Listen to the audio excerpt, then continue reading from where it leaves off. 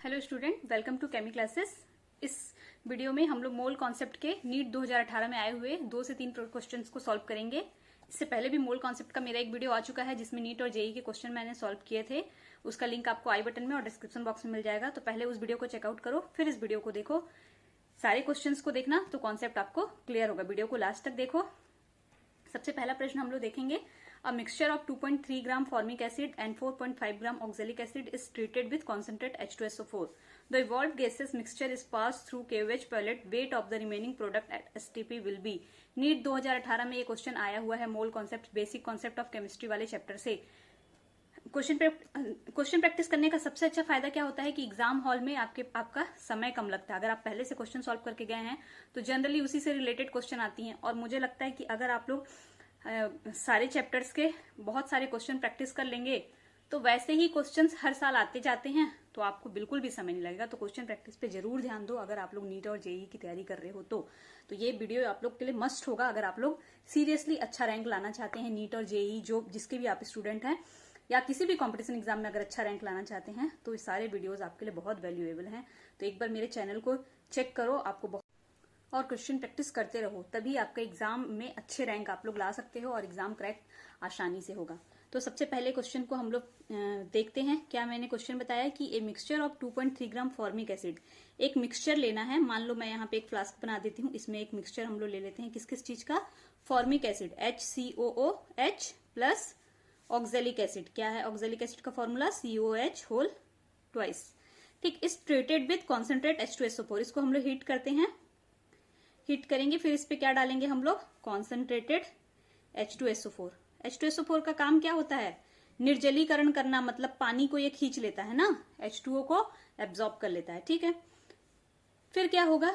The evolved gases mixture, इन दोनों का reaction होगा, इसमें से कुछ ना कुछ बनेगा। जब दोनों रिएक्ट करेंगे, फॉर्मिक एसिड और ऑक्जेलिक एसिड, तो बनेगा क्या क्या? कार्बन मोनोऑक्साइड बनेगा, कार्बन डाइऑक्साइड बनेगा और पानी बनेगा। चूंकि कॉन्सेंट्रेट H2SO4 डाल रहे हैं तो कॉन्सेंट्रेट H2SO4 पानी तो एब्जॉर्ब कर लेगा, बचा क्या? कार्बन मोनोऑक्साइड और कार्बन डाइऑक्साइड। गैस बन रहा है, ये बाहर निकलेगा दोनों गैस। फिर क्या कर रहे हैं? गैसियस मिक्सचर, जो मिक्सचर बना गैस का, किस किस गैस का मिक्सचर बना? कार्बन डाइऑक्साइड और कार्बन मोनोऑक्साइड का। इसको किससे पास करना है? Pass through KOH pellet. यहाँ पे एक KOH का पैलेट लगा देंगे, यहां से जो गैस निकल रही है ये पास होगी। अब KOH का काम क्या होता है? कार्बन डाइऑक्साइड को एब्जॉर्ब करना। तो यहाँ पे कार्बन डाइऑक्साइड पूरा का पूरा एब्जॉर्ब हो जाएगा, क्योंकि ये KOH से बना है। पोटेशियम हाइड्रोक्साइड का काम ही होता है ना, वो एब्जॉर्ब कर लेता है। तो कार्बन डाइऑक्साइड जो यहाँ बना वो पूरा पूरा यहाँ एब्जॉर्ब हो गया, बचा क्या? Carbon monoxide. कार्बन मोनोऑक्साइड आगे जाएगा और आगे जाकर के weight of the product at STP will be the remaining weight of the remaining product at, तो बचा क्या? सिर्फ और सिर्फ कार्बन मोनोऑक्साइड। इसका वेट हम लोगों को कैलकुलेट करना है, यही क्वेश्चन बोला है। तो फॉर्मिक एसिड HCOH और ऑक्जेलिक एसिड का मिक्सचर है, इसको हीट करे, इसको भी हीट करे, ये हीटिंग का साइन है ना। तो क्या बन रहा है यहाँ पे? Carbon dioxide plus water, sorry carbon monoxide ना, CO और H2O, वाटर बन रहा है। ठीक है, वैसे ही यहाँ पे ऑक्जेलिक एसिड ले लिया, ऑक्जेलिक एसिड से क्या बनेगा? Carbon dioxide, monoxide, carbon dioxide और वाटर। इस वाटर को कौन ऑब्जॉर्ब कर लेगा? H2SO4। और इस कार्बन डाइऑक्साइड को कौन ऑब्जॉर्ब कर लेगा? KOH। बचेगा क्या? सिर्फ कार्बन मोनोऑक्साइड, जो इससे भी बना है और इससे भी बना है। इसी का वेट हम लोगों को कैलकुलेट करना है क्वेश्चन में। ठीक है, तो सबसे पहले हम लोग देख लेते हैं कि फॉर्मिक एसिड कितना लिया है। तो 2.3 ग्राम फॉर्मिक एसिड लिया है, ये 2.3 ग्राम है। और ऑक्जेलिक एसिड कितना लिया है? 4.5 ग्राम। तो ग्राम में दिया हुआ है, हम लोग इसका मोल निकाल लेते हैं। तो मैं सबसे पहले फॉर्मिक एसिड कितने मोल हैं, तो 2 फॉर्मिक एसिड का moles of formic acid, N से डिनोट करते हैं मोल को। तो फॉर्मिक एसिड का मोल कितना है? तो मोल बराबर क्या होता है? वेट बटे मोलर मास। तो वेट कितना दिया हुआ है फॉर्मिक एसिड का? 2.3 ग्राम। और मोलर मास कितना होगा फॉर्मिक एसिड का? एक हाइड्रोजन, एक और हाइड्रोजन, 2 हाइड्रोजन, मतलब हाइड्रोजन का द्रव्यमान 1, तो 2 हाइड्रोजन का 2, प्लस 1 कार्बन का द्रव्यमान 12, प्लस 2 ऑक्सीजन का द्रव्यमान 1 का 16 और 2 का 32। तो ये कितना हो गया? 2 2 4 2 6, 3 और 1 3 और 1 4, 46। मोलर मास ऐसे ही निकालते हैं ना, सबके द्रव्यमान को जोड़ करके। ठीक है, तो 2.3 डिवाइडेड बाई 40, इसको डिवाइड करोगे कितना आएगा, 23 दूना 46, तो 1/2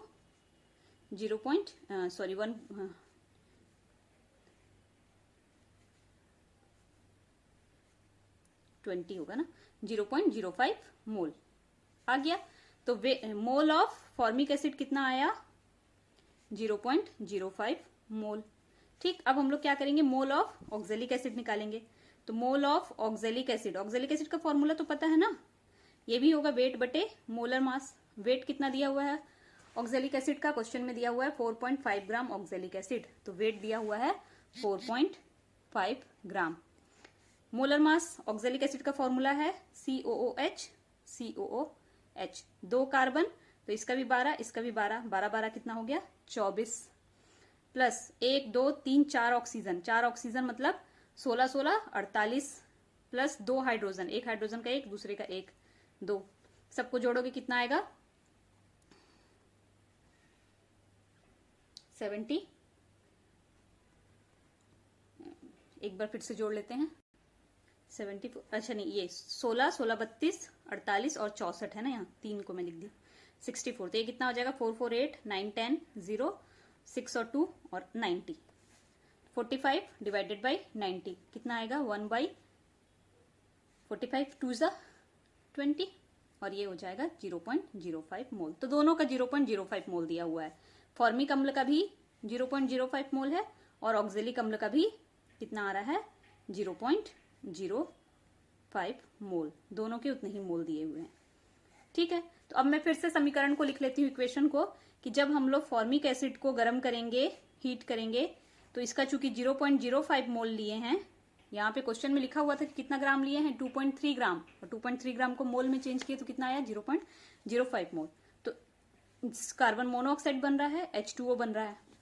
इक्वेशन से स्पष्ट है कि एक मोल से एक ही मोल कार्बन मोनोऑक्साइड और एक ही मोल H2O बन रहा है। अगर एक लिए हो तो एक ही और एक ही, तो यहाँ पे अगर 0.05 लिए हो तो 0.05 मोल ही ये भी बनेगा और 0.05 मोल ही H2O भी बनेगा। ठीक है, सेम दूसरा वाला रिएक्शन लिखते हैं। ऑक्जेलिक एसिड कितना लिए हैं 0.05 मोल, क्वेश्चन में दिया हुआ था कि हम लोग 4.5 ग्राम लिए हैं और 4.5 ग्राम को जब मोल में चेंज किए तो कितना आया 0.05 मोल। इसको भी हीट किए तो क्या बना, carbon monoxide plus carbon dioxide plus H2O। Clear है कि एक मोल ऑक्जेलिक एसिड से एक मोल कार्बन मोनोऑक्साइड बन रहा है, एक मोल कार्बन डाइऑक्साइड बन रहा है और एक मोल H2O बन रहा है।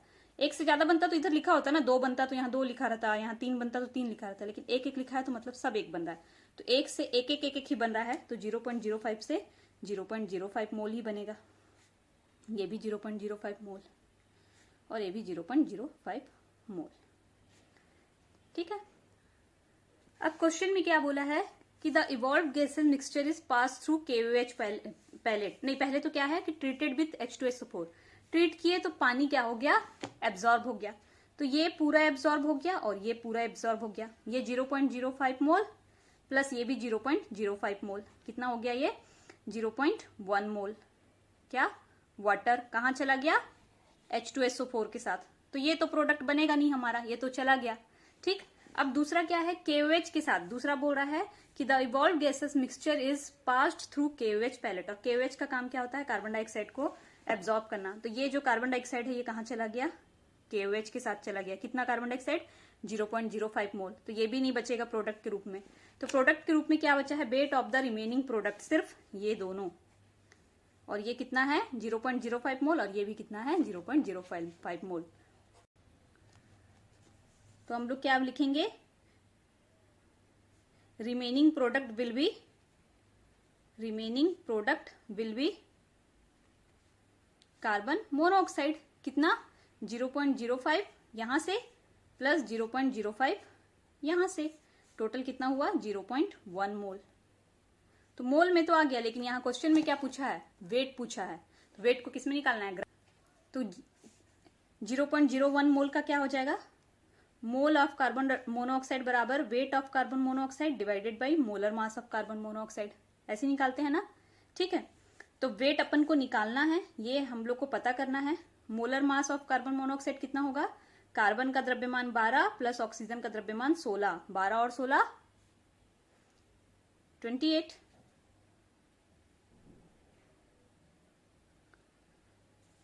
और मोल ऑफ कार्बन मोनोऑक्साइड यहाँ पे कितना आया है 0.1। तो वैल्यू पुट कर दो, क्या आ जाएगा 0.1 इज इक्वल टू वेट तो अपन को पता करना है, तो wait of carbon monoxide divided by इसकी जगह पे रख देंगे 28। अब ये क्या हो जाएगा 0.1 into 28, 0.1 into 28 is equal to weight of carbon monoxide. 0.1 से 28 को डिवाइड करोगे कितना मल्टीप्लाई करोगे 2.8 into 2.8 wait of carbon monoxide. तो वेट ऑफ कार्बन मोनोऑक्साइड कितना आ रहा है 2.8 ग्राम। ये हमारा हो गया आंसर, ऑप्शन में दिया हुआ था ऑप्शन नंबर बी 2.8 ग्राम। नेक्स्ट क्वेश्चन में चल, सेकंड क्वेश्चन है in which case is the number of molecule of water is maximum, कि number of molecule of water, कितने वाटर मॉलिक्यूल्स हैं, H2O के कितने मॉलिक्यूल्स हैं, किस केस में ज्यादा मॉलिक्यूल आ रहा है। ऑप्शन है, 4 ऑप्शन है।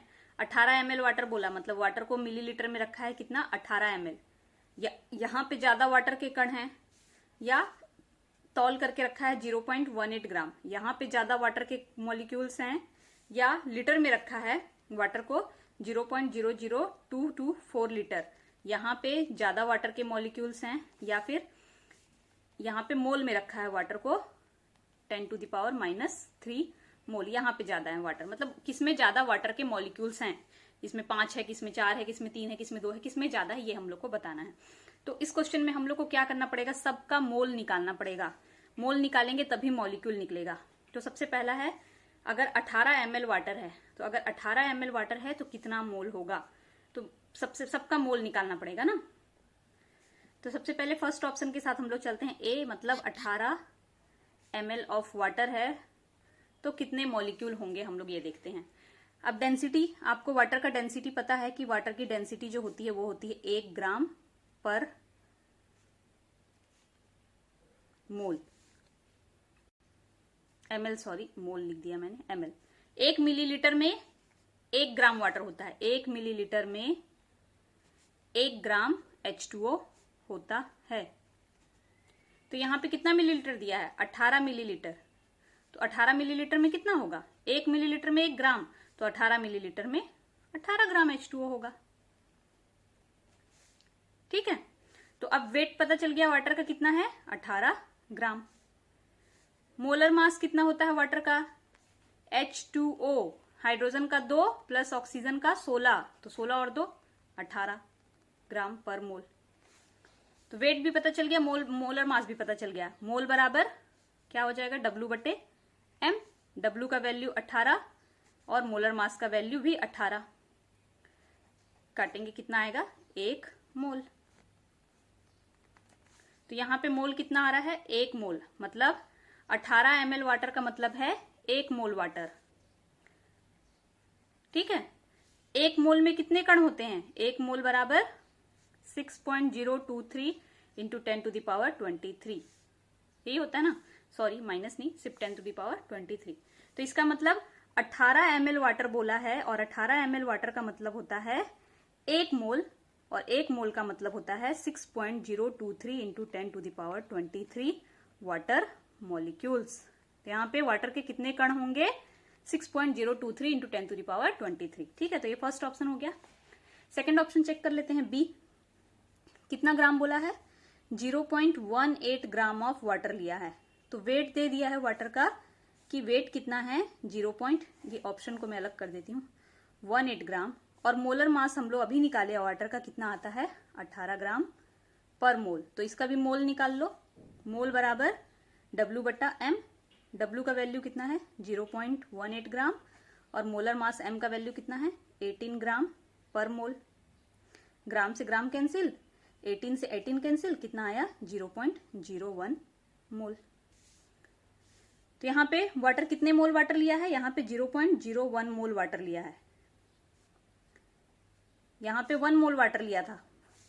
1 मोल इज इक्वल टू कितना होता है 6.023 इंटू 10⁻23, और यहाँ पे वाटर कितना है 0.01 मोल। तो 0.01 मोल बराबर क्या हो जाएगा 6.023 इंटू 10⁻23 इंटू 0.01 मोल। कैलकुलेट करेंगे क्या आएगा, 0.01 का मतलब क्या होता है, इसको फिर से लिख देती हूं मैं, 10⁻23 इंटू 1/100, यही तो होता है ना, ठीक है। और 100 का मतलब क्या होता है, 10 के पावर में 2, फिर से लिख देती हूँ 6.023 इंटू 10⁻23 इंटू 1/10 के पावर में 2। तो 10 के पावर को 2 से 23 को कैलकुलेट करेंगे तो कितना आएगा, 6.023 इंटू 10⁻21 मॉलिक्यूल ऑफ वाटर। तो फर्स्ट ऑप्शन में आया है 6.023 इंटू 10⁻23 मॉलिक्यूल ऑफ वाटर, और यहाँ पे आया है 10 के पावर में 21। तो ये ज्यादा है, ये तो क्लियर है कि ये ज्यादा है, ये कम है, तो ये वाला ऑप्शन तो गलत हो ही गया क्योंकि ये ज्यादा आ रहा है। अब सी भी चेक कर लेते हैं, सी ऑप्शन क्या दिया हुआ है। सी ऑप्शन दिया हुआ है 0.0224 litre of water vapour, 0.00224 litre of water vapour eight 1 atm, pressure दिया हुआ है 1 atm एंड 273 केल्विन, टेम्परेचर दिया हुआ है 273। तो ये क्या है, स्टैंडर्ड टेम्परेचर प्रेशर, एसटीपी का बात किया है ना। और एसटीपी जब ले लेते हैं तो मोल का फॉर्मूला क्या यूज कर सकते हो, मोल बराबर V/22.4। एक फॉर्मूला है मोल का W/m, एसटीपी का कंडीशन दिया है तो आप ये फॉर्मूला भी यूज कर सकते हो 22.4 वाला। तो अब क्या हो जाएगा, देखो V आयतन दिया हुआ है, यहाँ पे V का जगह पे क्या लिखेंगे ये, क्योंकि यहाँ पे लीटर में आयतन दिया हुआ है, तो ये हो गया 0.00224 डिवाइडेड बाई 22.4। इसको इससे डिवाइड करोगे कितना आएगा, सॉरी थोड़ा वीडियो ऑफ हो गया था यहाँ पे, तो मैं यहाँ से फिर से आपको बता देती हूँ कि n बराबर V/22.4, V का वैल्यू रख दिए, कैलकुलेट करने पे कितना आया 0.0001 मोल, इतने मोल आ रहे हैं। और एक मोल बराबर होता है 6.023 इंटू 10⁻23, तो इतने मोल यहाँ पे आ रहे हैं, तो इतने मोल का मतलब क्या होगा 6.023 इंटू 10⁻23 इंटू 0.001, और 0.001 दशमलव के बाद 3 डिजिट है, तो कितना हो जाएगा, 1 के बाद 3 जीरो लग जाएगा, और 1 के बाद 3 जीरो मतलब 10 के घात में 3, तो 10 के घात में 3 से 10 का घात 23 कैंसिल होगा, तो बचेगा कितना 10 के घात में 20। तो ये आ गया 6.023 इंटू 10⁻23 वाटर मॉलिक्यूल्स। तो यहाँ पे 0.00224 लीटर वाटर जो है उसका मतलब है इतने वाटर मॉलिक्यूल। तो फर्स्ट वाले में आया था इतने वाटर मॉलिक्यूल, सेकंड वाले में आया था 10 का घात 21 इतने वाटर मॉलिक्यूल, और थर्ड वाले में आया है 10 का घात 20 इतने। तो यहाँ पे 10 का घात 23 था, यहाँ 21 था, यहाँ 20 था, तो ये सबसे ज्यादा अभी तक आ रहा है ना, ये उससे कम और ये और कम। अब चौथा ऑप्शन चेक करते हैं, चौथा ऑप्शन क्या दिया हुआ है, 10 के पावर में -3 मोल ऑफ वाटर, 10 के पावर में -3 मोल ऑफ वाटर, 10 के पावर में -3 मोल ऑफ वाटर। तो n का वैल्यू, मोल का वैल्यू दिया है 10 का पावर -3, और 10 के पावर को -3 को और क्या लिख सकते हैं, 1/10 का घात 3, ठीक है, या फिर 1/10 का घात 3 मतलब 3 जीरो, या यही क्या हो जाएगा 0.001 मोल, ठीक है। तो 1 मोल बराबर 6.023 इंटू 10⁻23।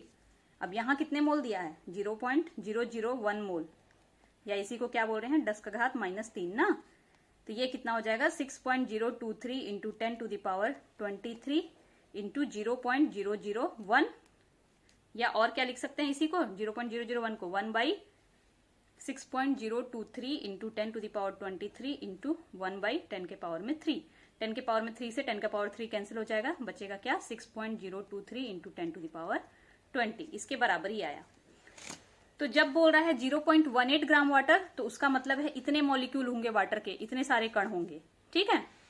और जब बोल रहा है 0.18 सॉरी जब बोल रहा है 18 ml ऑफ वाटर, तो वाटर के कितने कण हैं इतने, और जब बोल रहा है 0.18 ग्राम वाटर, तो वाटर के इतने कण हैं, और जब बोल रहा है 0.00224 लीटर, तो वाटर के इतने कण हैं, और जब बोल रहा है 10 का घात -3 मोल ऑफ वाटर, तब वाटर के कितने कण आ रहे हैं, तब वाटर के आ रहे हैं 6.023 इंटू 10⁻20 मॉलिक्यूल। तो सबसे ज्यादा किसमें आया, ये 20, यहाँ पे 21 और यहाँ पे 23, सबसे ज्यादा फर्स्ट वाले में आया। तो हमारा करेक्ट ऑप्शन कौन सा होगा, ए, क्योंकि क्या पूछा था सबसे ज्यादा वाटर किसमें आएगा, मैक्सिमम पूछा था, तो हमारा आंसर क्या होगा फर्स्ट वाला।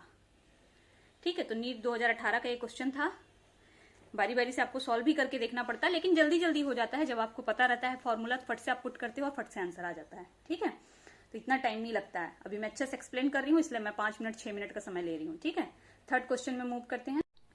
थर्ड क्वेश्चन है, number of moles of 100 milligram of heptane is blank then those in 10 milligram of propyne propyne और हेप्टेन के बीच में नंबर ऑफ मोल्स निकालना है।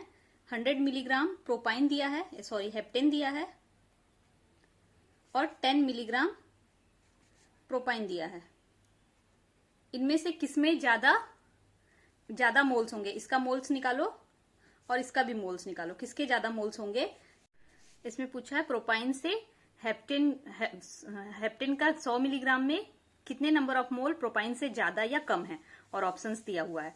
तो पहले तो हम लोग हेप्टेन का फॉर्मूला देख लेते हैं। हेप्टेन का फॉर्मूला क्या होगा? C7H16। ठीक है, और प्रोपाइन का फॉर्मूला, प्रोपाइन मतलब 3 कार्बन वाला, C3H4, ऐसे इसका फॉर्मूला होगा ना। ये CH3 3 1 4, ये इसका फॉर्मूला है, और ये C7H16। ठीक है, प्रोपेन हेप्टेन ये तो नॉर्मल एल्केन है, और ये क्या है? एल्काइन है। एल्काइन में प्रोपाइन 3 कार्बन वाला है। तो अभी 100 मिलीग्राम दिया है। सबसे पहले मोल्स पूछा है, तो मोल्स निकालना है। मोल्स का फॉर्मूला क्या होता है? W/M, वेट बटे मॉलिक्यूलर मास। तो वेट तो दिया हुआ है हेप्टेन का भी और प्रोपाइन का भी। तो हेप्टेन का वेट, हेप्टेन के लिए H लिख रही हूं मैं, कितना है? 100 मिलीग्राम। तो पहले तो मिलीग्राम को हम लोग ग्राम में चेंज कर लेते हैं। तो 1000 मिलीग्राम बराबर कितना होता है? 1 ग्राम। और यहाँ पे दिया कितना है? 100 मिलीग्राम। तो 100 मिलीग्राम बराबर क्या होगा? 1 into 100 divided by 1000। 1 gram into 100 milligram divided by 1000 milligram. तो मिलीग्राम से मिलीग्राम कैंसिल, बचा क्या? 1 इंटू 100, तो 100 ग्राम बटे 1000। 100 ग्राम बटे 1000। तो इसको क्या कर सकते हैं हम लोग? चाहो तो काट दो यहाँ पे, या फिर अलग तरीके से, चलो काट देते हैं। ये क्या बचेगा? 1/10 ग्राम, और 1/10 ग्राम को हम लोग क्या लिखेंगे? 0.1 ग्राम। या फिर और कैसे लिख सकते हैं? 10 ऊपर चला जाएगा और बचेगा ये 10 के पावर में 1 इंटू 10 के पावर में -1। यहाँ पे 10 के घात में 1 है, ऊपर जाएगा तो 10 के घात में -1 हो जाएगा, और 1 पहले से है तो 1 into 10 to the power minus. तो ऐसे भी लिख सकते हो, ऐसे भी लिख सकते हो ना। ठीक है, तो ये W निकल गया इसका वेट। मॉलिक्यूलर मास कितना है इसका? मॉलिक्यूलर मास ऑफ हेप्टेन बराबर 7 कार्बन है प्लस कितने हाइड्रोजन है? 16 हाइड्रोजन है। कार्बन का कितना होता है द्रव्यमान? 12, और हाइड्रोजन का कितना होता है द्रव्यमान? 1। तो 12 और 7 84 प्लस 16 बराबर कितना हो जाएगा? 100 ग्राम पर मोल। ये इसका मॉलिक्यूलर वेट, मोलर मास निकल गया। तो वेट भी निकल गया, मोलर मास भी निकल गया, दोनों वैल्यू निकल गया। तो अब मोल निकाल लेते हैं। मोल्स ऑफ हेप्टेन बराबर W/M। W का वैल्यू कितना हम लोग निकाले हैं? 0.1 ग्राम, या लिखो 1 इंटू 10 टू द पावर -1, जो आपको सही लगे वो लिखो, है ना। तो मैं लिख देती हूँ 0.1 ग्राम डिवाइडेड बाई 100 ग्राम पर मोल। ग्राम से ग्राम कैंसिल, मोल ऊपर, पर मोल ऊपर जाएगा, मोल के पावर में -1 है, तो ऊपर आके क्या बन जाएगा? मोल, केवल -1 हट जाएगा, है ना। अब 100 से 0.1 को 1 कर दो, 100 कितना हो जाएगा? पॉइंट हटाएंगे तो 1 0 बढ़ जाएगा, 1000, है ना। या इसी को हम लोग और क्या लिख सकते हैं? 1/10 के पावर में 3, क्योंकि 3 0 है, मोल। और जब ये 10 का पावर 3 ऊपर जाएगा तो ये हो जाएगा 10 के पावर 1 इंटू 10 के पावर में -3 मोल। तो हेप्टेन कितना आया? 1 इंटू 10 टू द पावर -3 मोल। या और इसको कैसे लिख सकते हैं? 0.001 मोल। जितना पावर में माइनस है उतना पहले दशमलव लगा दो। तो 1 2 3 डिजिट पहले दशमलव लगा दिए, है ना। ठीक है, अब चलते हैं हम लोग यहाँ प्रोपेन की ओर। प्रोपेन के मोल्स निकाल लेते हैं, इसको इधर कर देते हैं। तो इसके लिए भी फॉर्मूला क्या हो जाएगा? N प्रोपेन बराबर W propane, weight of propane divided by molar mass of propane. Weight of propane कितना दिया हुआ है? 10 मिलीग्राम। फिर से मिलीग्राम को ग्राम में चेंज करना है, तो वही हो जाएगा 1000 मिलीग्राम बराबर 1 ग्राम। तो 10 मिलीग्राम बराबर 1 gram into 10 milligram divided by 1000 milligram. Milligram से मिलीग्राम कैंसिल, एक जीरो से एक जीरो कैंसिल, बचा क्या 1/100 और ग्राम बचा है ग्राम। ठीक है, तो वेट ऑफ प्रोपेन कितना आ गया 1/100 ग्राम। इसको और हम लोग कैसे लिख सकते हैं 1/10 के पावर में 2 ग्राम, या और कैसे लिख सकते हो 10 का पावर 1 इंटू 10 का पावर ऊपर जाएगा तो क्या हो जाएगा -2 ग्राम, या फिर 0.01 ग्राम, 0.01 ग्राम, है ना। ये 0.1 आया था, ये 0.01 आया है।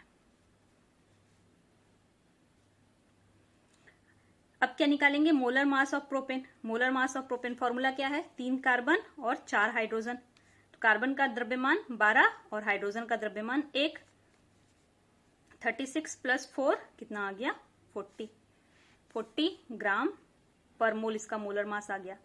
अब मोल बराबर मोल्स ऑफ प्रोपेन बराबर वेट ऑफ प्रोपेन बटे molar mass of propane. Weight of propane कितना आया है यहाँ पे 0.01 ग्राम बटे मोल्स कितना आया मोलर मास 40 ग्राम पर मोल। ग्राम से ग्राम कैंसिल, पर मोल ऊपर जाएगा, क्या हो जाएगा मोल। अब ये कैलकुलेट करते हैं, ये क्या आएगा, इसको मैं क्या कर देती हूं 1/40, ये 2 डिजिट है तो यहाँ पे 00 लग जाएगा, 4000 हो जाएगा, 4000 हो जाएगा। अब ये क्या हो जाएगा 1/4 इंटू 3 जीरो है तो 10 के घात में 3। ठीक है, अब ये 10 का घात 3 ऊपर जाएगा तो ये क्या आ जाएगा number of moles of propane बराबर 1/4 इंटू 10 टू द पावर, या लिख सकते हैं 1 इंटू 10 टू द पावर, ये +3 था ऊपर जाएगा तो -3 डिवाइडेड बाई 4 मोल। तो number of moles of heptane कितना आया है 1/10 टू द पावर 3, और number of moles of propane कितना आया है 1/4 इंटू 10 टू द पावर -3। इसको और कैसे लिख सकते हैं, ये 1/10 टू द पावर 3, या इसको हम लिख सकते हैं 1 इंटू 10 टू द पावर -3 ना। तो ये मैं लिख देती हूँ 1 इंटू 10 टू द पावर -3, और ये आया है 1/4 into 10 to the power -3। Sorry, तो ये आ गया number of moles of heptane 10 to the power 3 और number of moles of propane 1/4 into 10 to the power 3। दोनों को अगल बगल लिख दी। अब ये 4 इधर जाएगा तो 4 into 1 into 10 to the power -3 is equal to 1 into 10 to the power -3। दोनों का value 1 into 10 to the power 3, 1 into 10 to the power 3, लेकिन यहाँ पे ये 4 टाइम्स ज्यादा है। नंबर ऑफ हेप्टेन 4 टाइम्स ज्यादा हो रहा है नंबर ऑफ प्रोपेन से, या फिर ये बोल सकते हो कि नंबर ऑफ प्रोपेन 4 टाइम्स कम हो रहा है, क्योंकि बटे में दिया है, यहाँ नीचे दिया है किससे नंबर ऑफ हेप्टेन से। ये कितना आ गया 4 इंटू 10 टू द पावर -3, और ये सिर्फ कितना रह गया 1 इंटू 10 टू द पावर -3। तो ये 4 टाइम ज्यादा है नंबर ऑफ हेप्टेन वाला। तो आंसर क्या हो जाएगा 4 times greater. Number of moles of heptane is 4 time greater than those of number of moles of propene. Number of moles of 100 milligram of heptane is 4 time greater than those in 10 milligram of propyne. Answer क्या हो जाएगा 4 time greater. ठीक है, तो video अच्छा लगा हो तो वीडियो को लाइक करो, चैनल को सब्सक्राइब करो, और अपने और भी जो क्लासमेट्स होंगे उनसे शेयर करो, ताकि उन लोगों को भी इसका फायदा मिल सके और एग्जाम की तैयारी अच्छे से हो सके।